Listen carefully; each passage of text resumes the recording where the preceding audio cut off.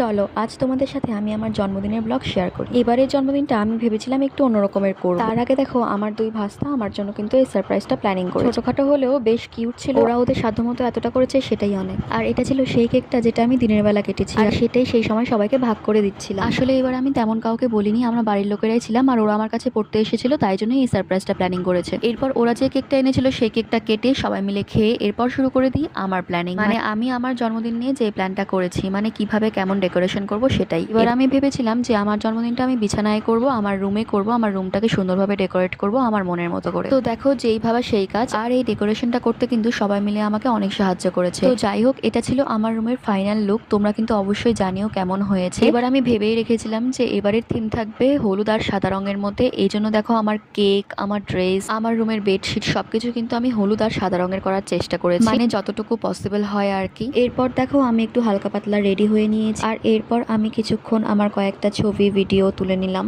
এরপর সবাই একে একে উপস্থিত হলো, তারপর আমি কেক কাটলাম, সবাই আমাকে কেক খাওয়ালো। এরপর একে একে সবাই আমাকে আশীর্বাদ করলো, মানে আমার মা, কাকি, জেঠি। আর এরপর আমার বোন আমাকে বারবার বলছিল যে ও যে গিফটটা দিয়েছে আমাকে সেটা খুলে দেখতে। আর গিফট এভাবে আনবক্সিং করতে কিন্তু বেশ ভালো লাগে, তো এই জিনিসগুলোই ও আমাকে দিয়েছিল। এটা ছিল পরদিন সকালবেলা। পায়েস আমার ভীষণ ভালো লাগে, আগের দিন ভালোভাবে খেতে পারিনি, সেই জন্য সকালবেলা পায়েস খাচ্ছিলাম, আর তারপর খেয়ে নিয়েছিলাম এই চকলেটটা। তো যাই হোক, আজকের ভিডিও এতটুকুই। দেখা হচ্ছে অন্য আরেকটি ভিডিওতে, ততক্ষণের জন্য বাই।